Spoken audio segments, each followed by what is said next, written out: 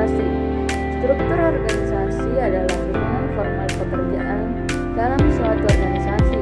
Struktur ini yang dapat ditunjukkan secara visual dalam bagian organisasi juga melayani banyak tujuan. Ketika manajer membuat atau mengubah struktur, mereka terlibat dalam desain organisasi, suatu proses yang melibatkan tentang 6 elemen utama.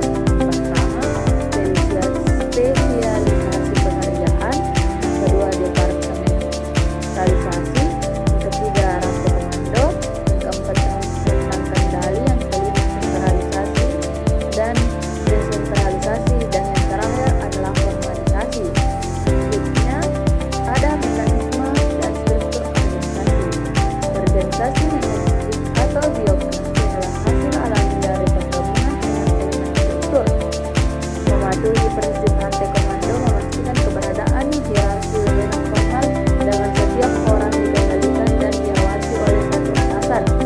Menjaga rentang kendali tetap kecil pada tingkat yang semakin tinggi dalam organisasi menciptakan struktur yang tinggi dan personal. Ketika jarak antara bagian atas dan bawah organisasi meluas, manajemen puncak akan semakin memberlakukan aturan dan peraturan.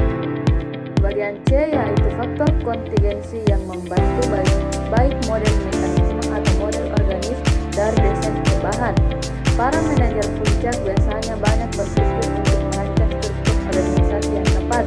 Struktur yang tepat untuk bergantung pada 4 variabel kontingensi berupa. Yang pertama yaitu strategi dan struktur, yang kedua ukuran dan struktur, dan yang ketiga teknologi dan struktur.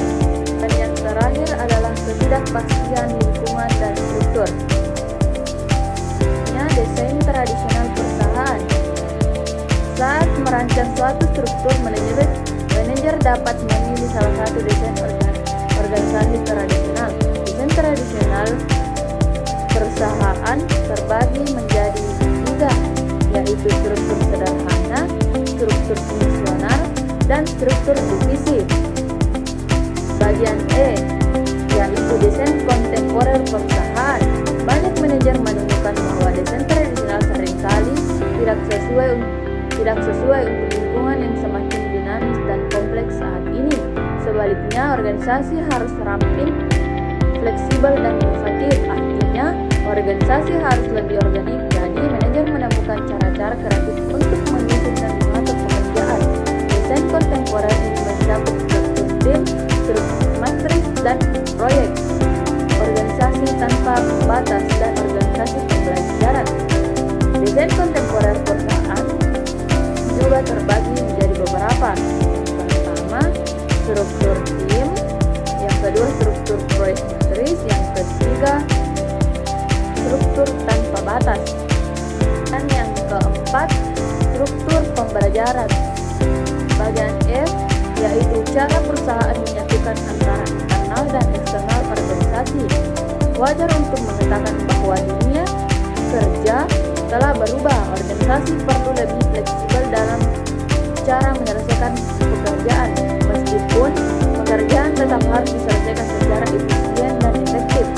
Jika kita menambahkan fakta bahwa inovasi dan kemampuan untuk membawa inovasi ke pasar dengan cepat sangat penting, Anda dapat mulai menghargai bagaimana pengambilan keputusan tradisional di atas ke bawah yang secara ketat mengikuti rantai komando dan pengaturan fungsional yang didefinisikan secara sempit mungkin bukan mekanisme struktural terbaik untuk melakukan ini.